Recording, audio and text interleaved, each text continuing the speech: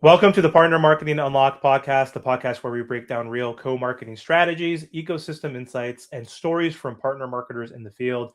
I'm your host, Amir Motameni, and today I'm joined by a special guest. We have Neil Gray, who is the founder of Refractive Concepts. Thanks for joining me today, Neil. Thanks for having me, Amir.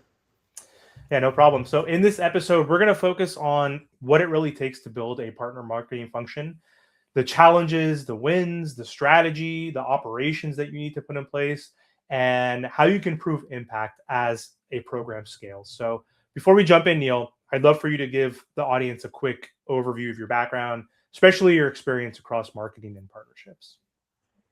Sure. So I have about almost 20 years in payments and fintech, primarily in marketing, although a little bit in sales, which is essentially to say that B2B SaaS has been where I've spent most of my career.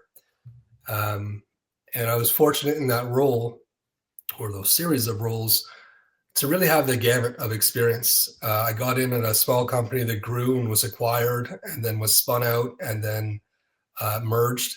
So I've seen kind of the whole evolution of what marketing departments can look like. And I've had, limited resources, but a lot of wiggle room. And then, a decent amount of resources, but, more constrained operational approaches. So it was a real education for me. It was a great place to carve out a career. A couple of years ago, I left. I took some time just to recalibrate. And while I was doing that, I started consulting and mentoring on the side, just to keep myself sharp while I figured out my next move and looked for a new role. And the more I did it, the more I thought, I really enjoy this. I enjoy the variety. I enjoy the challenge. I'm going to make a go of this. So in the fall of this year, 2025, I created my own company called Refractive Concepts. And it is sales and marketing focused, primarily B2B. And I just help companies at various stages understand what their marketing needs are, planning, execution, and coaching, strategy development, and just helping folks out understanding what they need in the moment and what they're going to need to scale. Yep, I was on mute. Amazing. Thank you for sharing that, Neil. Really appreciate it. And we've talked offline and connected offline. And you've mentioned that you've had experience across the marketing function, and one area and one team that you've built in the past was a partner marketing function. And so let's start from the beginning. You helped build a partner marketing function from the ground up. And a lot of people listening are either doing that or are thinking about doing that and building a partner program. So when you are starting from scratch, when you're essentially starting from zero, how do you think about approaching that? Like, what was your mindset going in to building your partner marketing team? There's a number of factors you have to consider. There's some basic mechanics of establishing a team or gathering what resources you have, to see what you have available and what you can accomplish, and then start setting out to create a plan for, well, what am I going to do in year one? What does year 2 and 3 and 5 look like? But really, everything always starts with the audience. And I think so frequently people forget that. And I know it sounds like a cliche, but people forget the audience. They're worried about saying the things that they want people to know about them, and they stop thinking about the things that the audience wants to hear. And you need to start with, well, who is your audience and why are you valuable to them? And when it comes to a partnership marketing perspective, you now have usually an external third party who also has a similar audience that you're also looking to address. So you're adding in complicating factors about, well, why am I valuable to my audience? Why is my partner valuable to the same audience? And why are we valuable to each other? So getting a really firm understanding of what your value proposition is, what the partner's value proposition is, and then what the combined value proposition is really the starting place. And then it would be working with whatever internal resources you have, usually on sales or account management, to get a sense of their needs. And then definitely you want to get in with your partner, get good solid contacts in a couple of different areas, not just your day-to-day contact, but in other areas, because a lot of these things tend to die on the vine early. What happens is everyone, gets the idea that, oh, this partnership would be great. And they put together a team, consisting of people from different departments on both sides. And they get together and they negotiate a deal and they get an idea of how it's going to work out. And then the deal closes and then they just kind of move on. And people forget to actually activate on the thing that they built.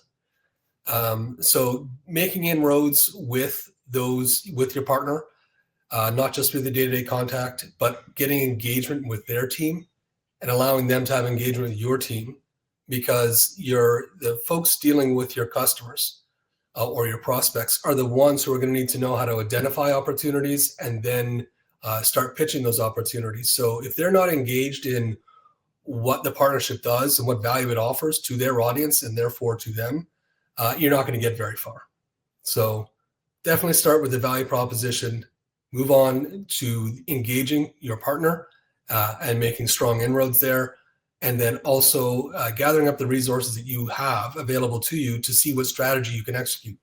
There's no point in planning a Super Bowl launch if you have, a 5-figure budget and no headcount, right? You need to size it appropriately based on what you could do. Yeah, that's amazing. I love how you start off though, just like strategically, we're thinking of the short term.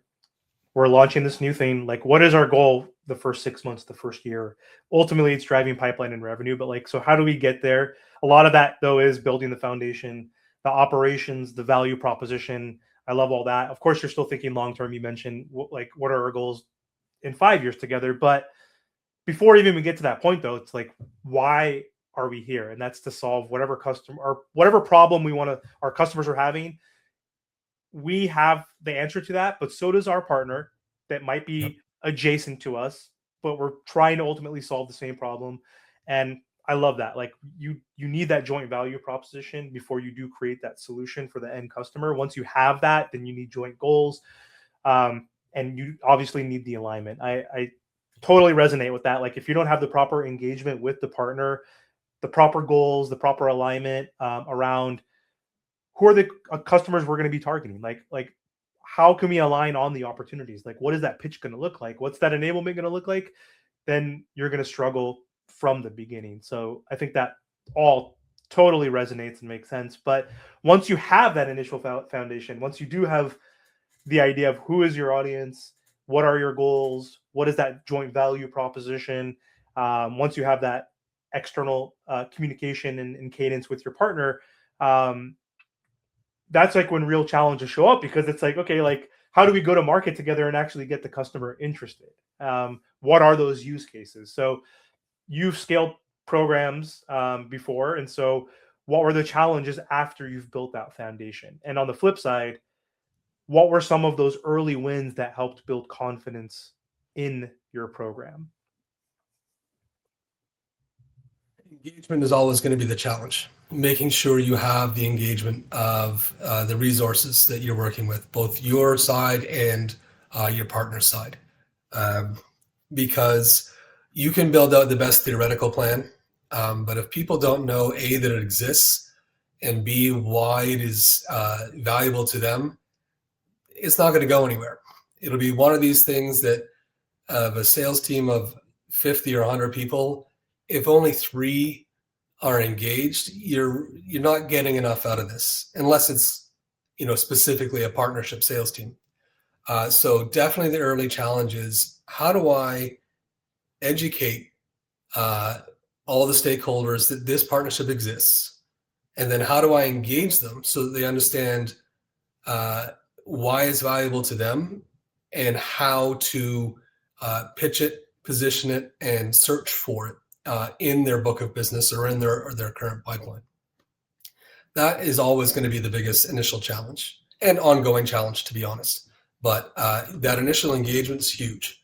Other kind of early roadblocks can be resource availability. Often you're not just going to be given, unlimited funds and headcount. It's going to be a prove it model where you have to kind of build slowly. So you got to get a sense of, well, what kind of, as you mentioned a moment ago, what kind of strategy can I do in the first 6 months, in the first year? Because I'll build to that strategy based on the resources available to me. And then I will create it so it can scale upwards as needed. So what talent do I need? What skill set do I need to help support me here? And then what tools do I make available to both stakeholders on my side and the partner side, as well as the prospects and clients? In the past, we've had a lot of success where we created a partnership playbook. And that involved sitting down with everybody who's involved in our typical sales cycle of onboarding a new partner, multiple departments, and asking them, okay, well, who's in the room at this stage? What's their role? What is their pain point? What are their objections? What do you need to cover? And if you haven't covered, these topics by the end of this stage, what do you need to go back and address? Because just because it's not been covered now doesn't mean it's not going to come up in the future. And we built out a playbook for the entire process. Now, in the one I'm talking about, there was integrations, there was compliance, there was product, as well as sales, account management. So it was really kind of comprehensive, going through the whole list, and that allowed or enabled our partnership sales team to then go out and scout for partners without always having to reinvent the wheel. We gave them the resources they needed to go and position us as a potential partner and then onboard new partners. As well, we then created toolkits for the partnership teams to work together on, okay, how do we make the announcements? What resources do we have available for online for people to educate themselves? So let's get a website up and running, or at least a web page off our main site talking about the partnerships. Let's have a plan for what the social strategy will be in the first X number of months. The more that you position it to your partner as an ongoing project, you hold them accountable and you hold yourself accountable by creating milestones and deadlines and calibration points. So you have to prepare all those materials in advance so that when they do show up and they are ready, they don't just sign the deal and say, that's great, let's, someone will take care of this, right? No, there's already the expectation that there's been investments in this of time, at least, if not money. And let's get maximum value out of this. Let's get our clients and prospects to get as much out of this relationship as possible. And how do we do that? It's just like any other marketing support of sales, is you position people with the tools they need to go out and do their jobs. Yeah, that's great. And going back to what you said earlier about resourcing and building teams, and just when it comes to budget, direct marketing team usually has the majority of the marketing budget. The partner marketing budget usually is fractional compared to that overall marketing budget. Also, you mentioned that usually you're understaffed when it comes to the partner marketing org, and that has been my case. And I've worked at probably the mid-market and startup companies, so I haven't worked at any large global enterprise companies like a Google or Facebook, where you have hundreds of thousands of employees. So I'm sure they have budget and larger staffs. But the last company I worked for, we had over 4,000 employees, so a pretty sizable mid-market company. Yep.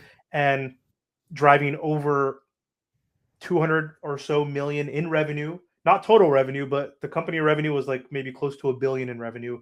But 20-30% of that, maybe 200-300 million, were coming from the partnerships team. But the partner marketing team, we're a team of 4. So we had my director, we had myself, who managed the GSI partner program, with someone doing referral reseller, and then someone integration ISV. So even at a company of that size, there was only 3 of us in the field. The broader marketing team, we probably had 70 or 80 marketers, right? Going, like, ranging from content to digital marketing and website or whatever it may have been, SEO, but it's usually you're understaffed and each partner marketer has to wear a ton of different hats. So that's a challenge in its own right. So I agree with that. But I think an early win, to your point, is having that structure, having a playbook, having that, like, obviously for the long tail partners, like, you can have everything pre-packaged and they probably are going to use everything to a T. With your more strategic partners, you might have to customize more things, but I love that you have your toolkit or like a media kit for not only like how do you announce the partnership, because that's important. You need the comms, the PR, but then you need a landing page where, and you need more resources and information where they can go, maybe separate from just a partner directory, which maybe has a blurb. So I love that you mentioned that you guys created custom landing pages. Again, you're not going to do that for every single partner. That's going to be more of the top tier strategic partners. But I love how you created a hub for folks to go to, especially your sales team or external customers, to find out what do we do together, what is our joint solution, getting the resources for that enablement. I think that's huge. And I love how you mentioned, hey, we need to get the sales team to understand the value of what we're doing here and what we're doing. If 3 of 50 buy in, then that's trouble. I mean, that's good still. Hey, 3 are buying in, but you need like maybe you need 20 out of 50. It's gonna be hard to even get 50% because I've been at companies where the sales team, we didn't have a direct channel sales team or partner sales team. We had account executives who were incentivized to bring in partners, but not everyone bought into the program or cared about the program. So I think that is a huge challenge as well, is identifying with your AEs why it's important, getting them to realize that if you attach a partner, that usually the deal size and the ACV typically is higher. Usually if you're bringing a partner, then the sales cycle is shorter. Or if you're having trouble getting into certain accounts, or you're trying to sell to a different buyer group, perhaps maybe you have a software that you can sell to line of business or finance or tech or whatever, and you're only selling to one persona, a partner can help you sell into different personas, which can help you with expansion. So I think all of that totally resonates and totally makes sense. Sorry, go ahead. Yeah, go ahead. No, you go ahead. It's interesting you talk about the sales team or the account managers.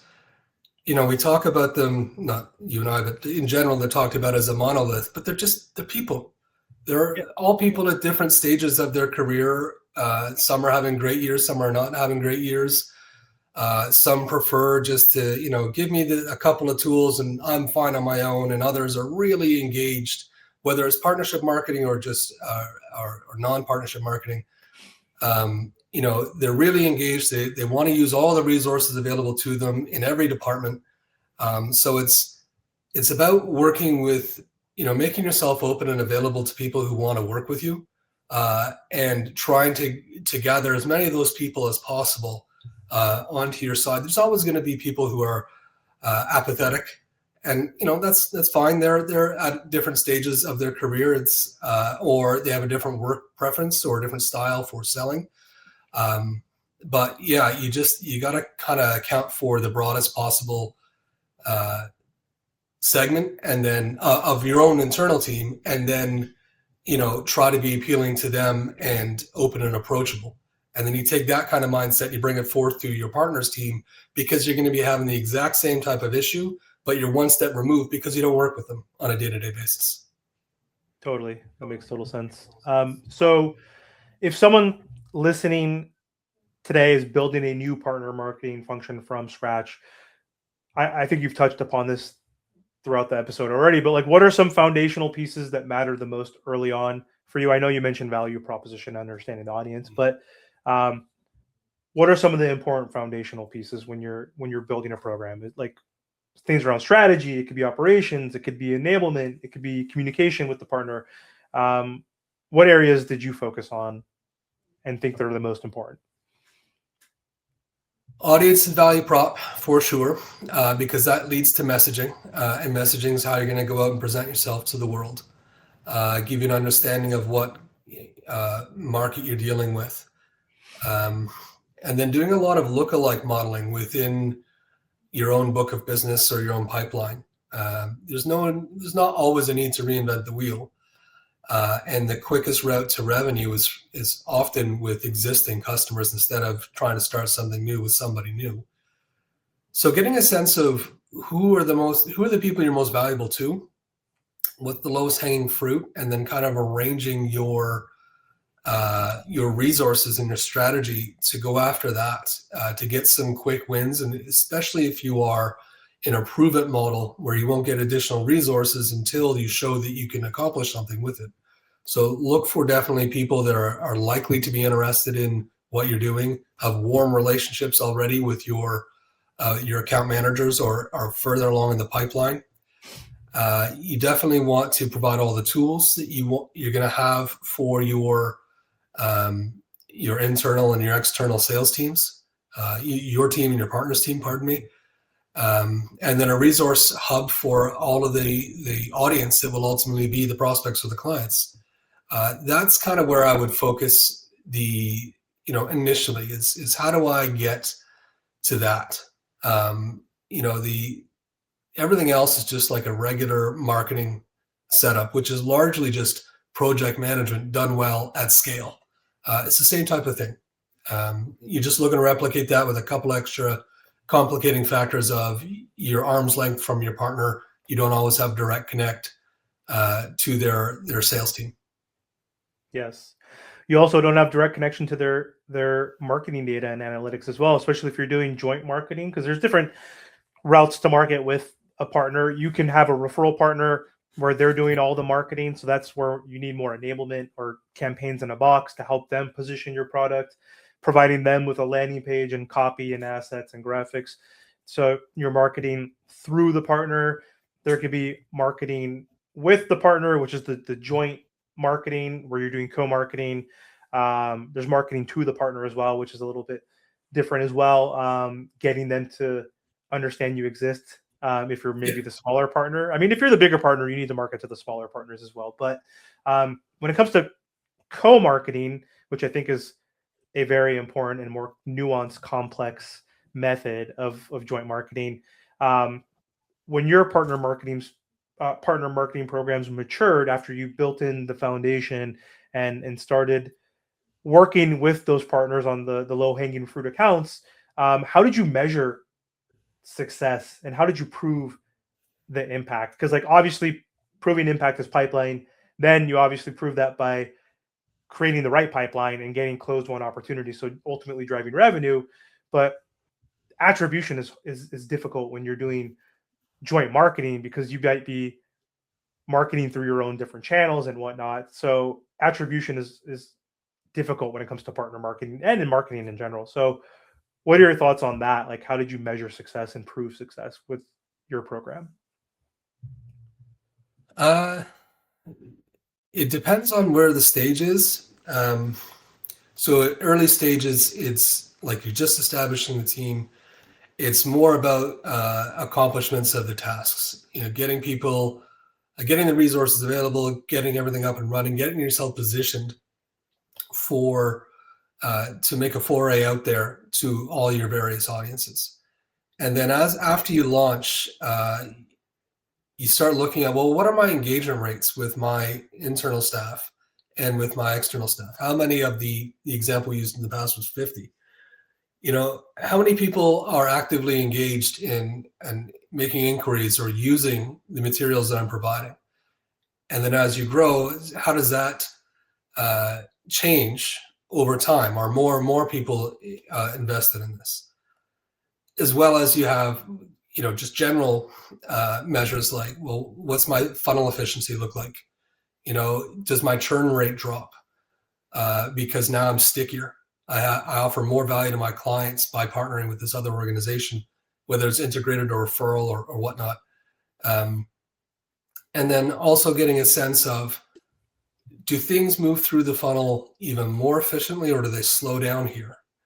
And then there'll be even, you talked about a few examples of partnership types, where it's, well, we're the small partner in this large equation. Sometimes the goal there is just to be in the game, at least initially. Because if you are a small company working with an enterprise level company, and they just bolt you on as an add-in to their software. It's 100% of what you're doing, but it's 3% of what they're doing. So your measure of success has to be appropriate to what the relationship actually is. You're not going to anticipate that 100% of their sales team is going to be actively selling your product and service because you are a nice to have. It's more about you as an organization getting the clout and being able to put their logo beside yours. So there's victories like that aren't necessarily specific measurables, but it is a win. As well as obviously, as I mentioned, the churn, an increase in revenue, decrease in the amount of time that it takes to go through the funnel, the more people that are engaged with it. But it's really, there are so many different ways to measure success that they have to be in context. That's not to say I don't like hard metrics. I definitely love metrics you can action. And there's nothing wrong with being held accountable. Some people are afraid of that, but accountable allows you to grow. But it has to be reasonable in terms of, as you said, attribution is difficult. If you have a multi-touch attribution, if it's an 8-month or 10-month sales cycle and various parties are involved, how do you attribute any activity accurately as the one that pushed it forward? Especially if the mechanisms for recording how things push forward are not automatic. If it's relying on a salesperson going in and changing a sales stage, I don't know if they just do that every Friday and then my numbers of days between this stage and that stage is off because one group of people happen to do it on an arbitrary date. They make all the changes to their pipelines.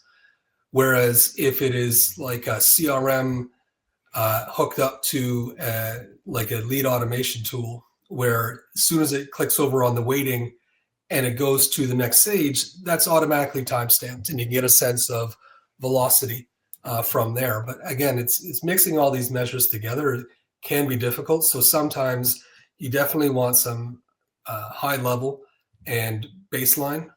But you need to take some of this with a grain of salt because you are not in control of the whole process. And a lot of it is about contextual. Where are we in this partnership? What stages is it at? What's the nature of the partnership really? And that is, while people might feel unhappy walking into a presentation and reporting that, it's real. It's realistic. If you are Neil Gray's micro company installed in Adobe, that's the victory, is that I'm installed in Adobe and that and then I'll start getting some measures from there. I can't walk in and say, I expect 100% of Adobe's employees to be positioning my software by Q2. That's just not realistic. Just because you put it in a metric doesn't mean that that is a helpful metric to use. Completely. That whole ecosystem play is super important for the larger enterprise company. It's like the Salesforce effect, building App Exchange. Their product became stickier because you connect to 10 different apps. It's harder to rip and replace. Maybe not the best example because there's not too many competitive CRMs. They're competing with Marketing Cloud and Sales Cloud versus the traditional product, which was their CRM. But that's a huge ecosystem play for them. So again, you're going to get some mind share, but their account executives can't understand and realize that, hey, there's 50 different apps. Like unless you have a good relationship with that AE one-to-one, which is another strategy, like you're not going to be top of mind. You just being in that ecosystem as a smaller player, like you're a nice to have, like you mentioned, and you're living off the marketplace equity, the brand equity. If you could somehow get them to mention you though as part of their comms and marketing in a social media post, or they add you as part of an ebook and you do a joint actual campaign, not just your logo on the website or just you within the marketplace, that is that's a bigger win than being listed on the marketplace, because anybody can create an integration on top of an Adobe or a GSP or an AWS or whatever it may be, a Salesforce cloud. But being able to get that co-marketing initiative with the bigger brand is huge for the smaller partner. But in general, it's still nice that you're in that ecosystem, in that marketplace. But it's hard to get attribution, honestly, of what campaign got us to do it, unless the last click attribution was a campaign you ran and you got them to go to the marketplace to sign up that integration. It's Yeah. so nuanced, it's so complicated. And you also mentioned sales cycles are long depending on the company size or the product. There could be 10 or 15 different touch points that the audience member customer consumes before they talk to sales or convert. And Yeah. unless it's first touch or last touch, again, like how do you like give that partner the correct attribution, unless it came more from a sales motion? I think that's like the easier way, where it's they have a relationship with a customer and it's ABM based. Like it's like, Yeah. again, it has to mostly be ABM based when it comes to partner marketing. And you mentioned this earlier, it's easier to sell to an existing customer and expand new business within versus acquiring a new logo.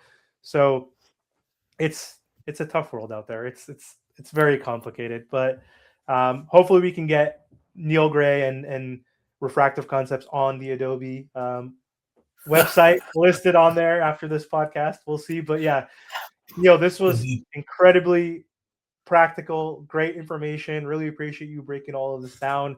I hope that people can walk away with more clarity on what it takes to build a partner marketing function from the ground up. So thank you so much for your time. Really appreciate it. And again, before we sign off, can you let the audience know where they can find you online or where they can follow up with you?